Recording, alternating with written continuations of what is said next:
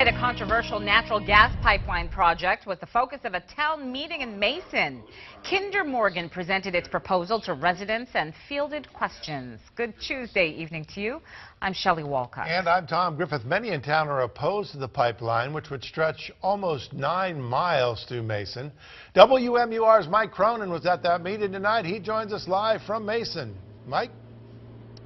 And Tom, the meeting lasted about 2 hours tonight here at the elementary school. Kinder Morgan estimates it'd be paying the town almost $500,000 a year in taxes, but people around here say that's a loud impact on a pipeline, and it would have an impact on this quiet town.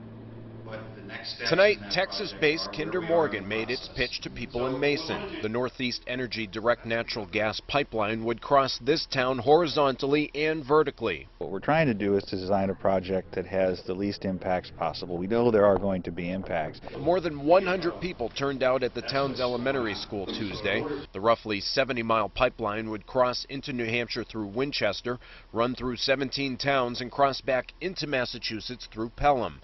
People have many concerns. We feel intimidated, threatened, and very upset. Destroying a lot of natural habitats. The intrusion of the construction process is huge. People came here to lead a quiet life, and oh, the town will be ripped up because they have not only the main line, there's the lateral that runs.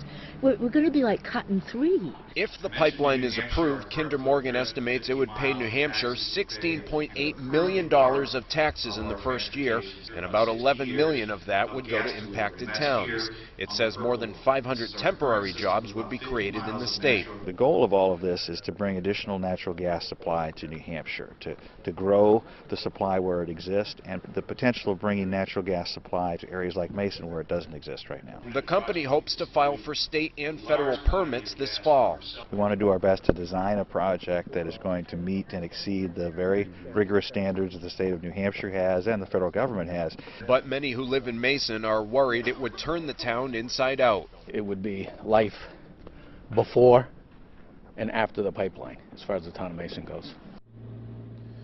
This is just the latest in a series of public meetings. Kinder Morgan will be in New Ipswich, Rindge, Pelham, and Merrimack in the coming days. Ultimately, it's up to the state and federal governments to issue the permits. Live in Mason tonight, Mike Cronin, WMUR News 9.